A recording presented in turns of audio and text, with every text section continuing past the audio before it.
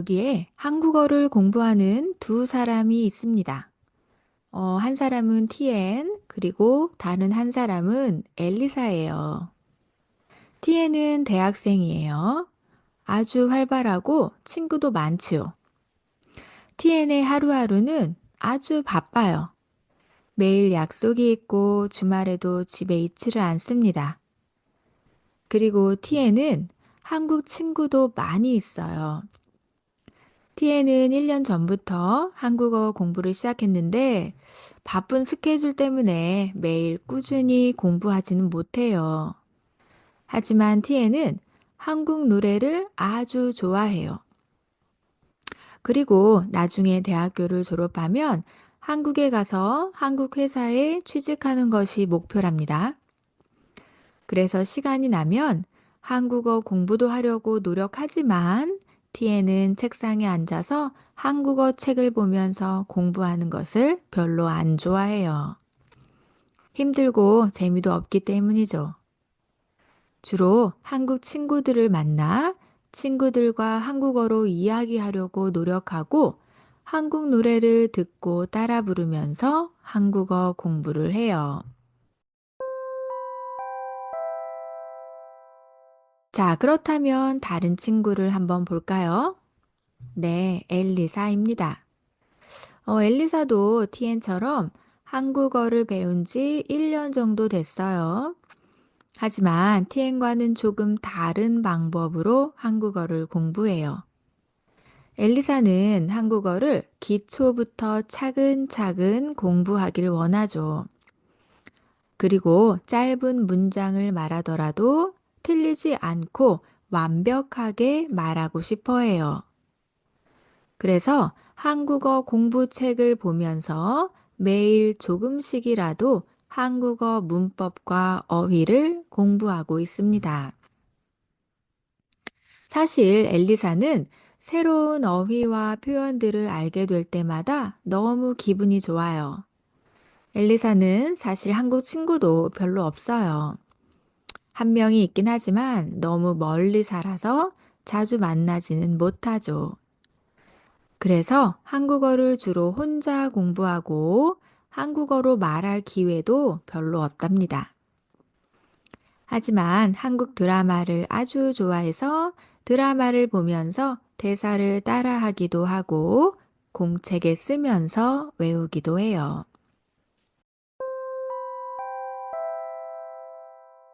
자, 여러분은 이 두 사람 중 누구의 한국어 공부 방법이 더 좋다고 생각해요? 각자 다른 방법으로 똑같이 1년의 시간 동안 한국어를 공부했다면 누구의 한국어 실력이 더 좋을까요? 자, 안녕하세요, 여러분. 오늘도 민스 KPC에 오신 여러분을 환영합니다. 오늘은 두 친구의 서로 다른 공부 방법을 소개하면서 팟캐스트를 시작해 봤는데요. 이 두 친구들을 보며 가장 효과적인 한국어 공부 방법은 무엇인지 같이 생각해 보면서 새로운 한국어 어휘도 배워보는 시간을 갖도록 하겠습니다. 자, 이 영상 아래의 설명란이나 댓글의 링크를 클릭하면 무료로 이 팟캐스트의 대본을 다운로드 받을 수 있는 것도 잊지 마세요. 여러분, 이 두 사람의 이야기를 들어보니 어떤 점이 눈에 띄나요? 티엔과 엘리사는 각각의 방법으로 한국어를 공부하고 있지만 그들의 한국어 공부 방법은 조금 다릅니다.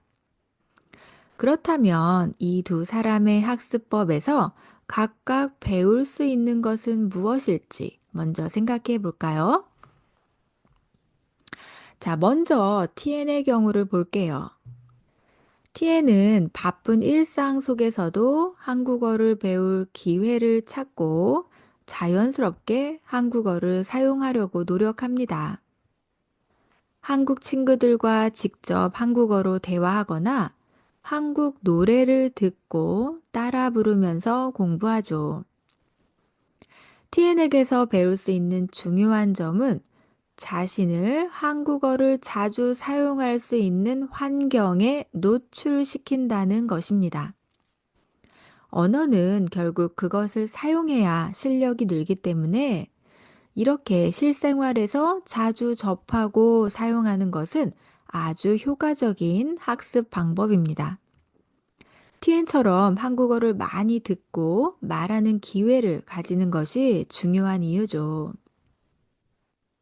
하지만 TN의 학습법에는 약간의 단점도 있습니다. 주로 친구들과 대화를 통해 공부를 하다 보니 문법적인 기초나 어휘의 체계적인 학습이 부족할 수 있어요. 이는 시간이 지남에 따라 자신의 실력이 어느 수준에 도달한 뒤에는 더 이상 발전하기 어려운 한계에 부딪힐 수도 있습니다. 그래서 기본기를 다지는 학습도 필요하다는 점을 기억해야 해요. 이제 엘리사의 학습법을 살펴볼까요? 자, 엘리사는 꾸준히 매일 시간을 정해 한국어 문법과 어휘를 체계적으로 공부합니다. 엘리사는 기초를 튼튼히 다지는 것을 중요하게 생각하고 틀리지 않으려는 정확성에 초점을 맞추고 있죠. 이렇게 기초를 튼튼히 다지는 공부 방법은 언어의 기본기를 탄탄하게 만들고 더 나아가 고급 수준으로 발전하는데 중요한 역할을 합니다. 하지만 엘리사의 학습법에도 한 가지 약점이 있을 수 있습니다. 바로 언어를 사용하는 실제 기회가 부족하다는 점이죠. 공부를 열심히 하고 새로운 표현을 외우는 것도 중요하지만 그것을 실제로 사용하지 않으면 실질적인 말하기 능력이나 듣기 능력을 키우기 어렵습니다. 언어는 학습뿐만 아니라 실제 사용을 통해 더 자연스럽게 익혀지는 것이기 때문에 엘리사도 한국어로 말할 수 있는 기회를 만들려는 노력이 필요합니다.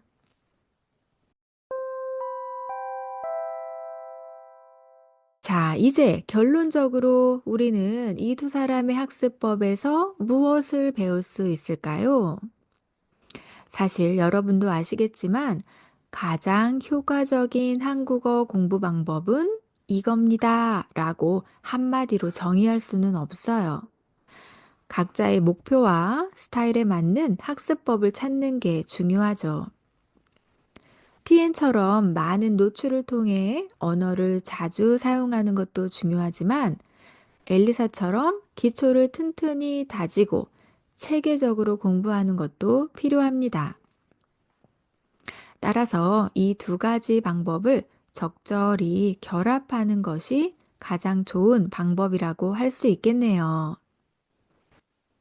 예를 들어 매일 일정한 시간을 정해 엘리사처럼 문법과 어휘를 공부하면서 TN처럼 한국어를 자주 듣고 말할 기회를 만들어야 합니다.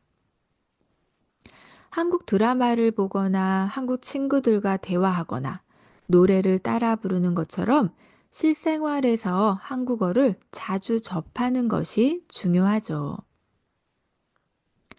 또 다른 중요한 점은 바로 꾸준함입니다.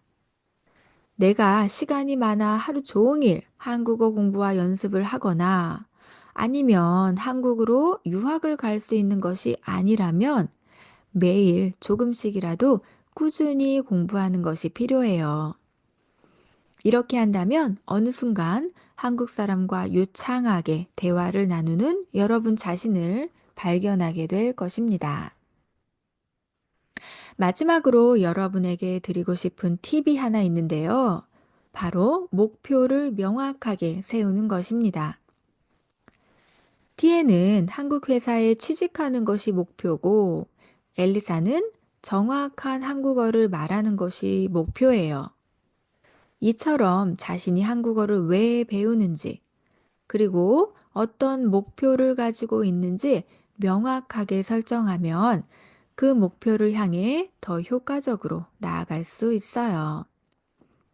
내가 좋아하는 한국 가수의 노래를 완벽하게 이해하고 따라 부르기, 한국 드라마 자막 없이 보기 등도 아주 좋은 목표가 될 수 있겠죠.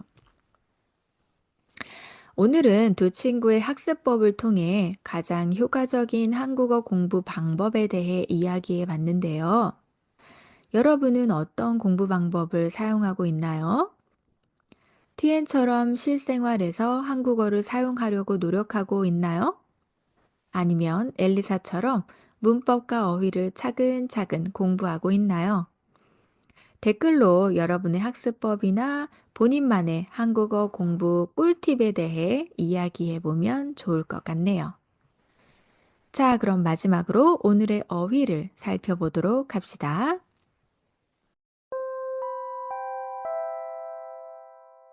노출. 어떤 것에 자주 드러나거나 접하는 것. 언어는 그 언어를 쓰는 환경에 자주 노출될수록 더 빠르게 배울 수 있어요. 체계적.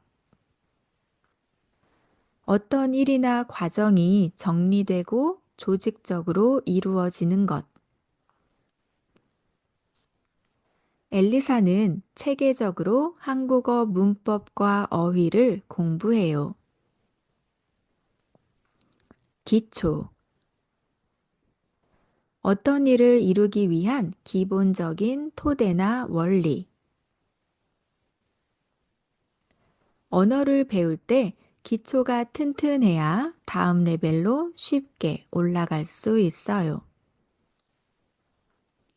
꾸준히. 변하지 않고 계속해서 같은 상태나 행동을 유지하는 것. 엘리사는 매일 꾸준히 한국어를 공부해요. 목표. 어떤 일을 이루기 위해 세운 구체적인 계획이나 목적. TN의 목표는 한국 회사에 취직하는 거예요. 실생활. 실제로 살아가면서 경험하는 일상적인 생활. TN은 실생활에서 한국어를 사용하려고 노력해요. 진전. 어떤 일이 앞으로 나아가는 것, 발전하는 상태. 엘리사의 한국어 실력은 조금씩 진전이 있어요. 한계. 능력이나 범위가 도달할 수 있는 최대치, 그 이상의 발전이 어려운 상태.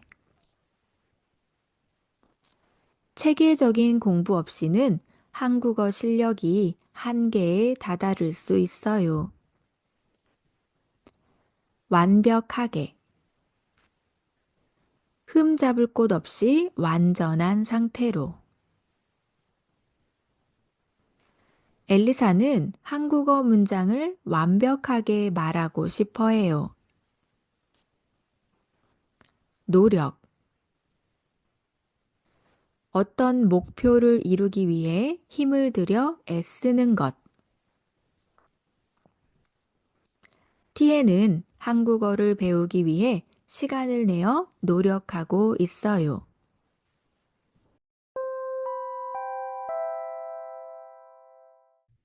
오늘의 팟캐스트는 여기까지입니다.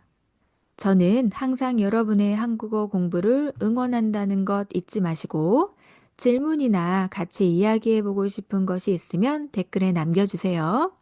자, 그럼 우리는 다음 에피소드에서 또 만나요.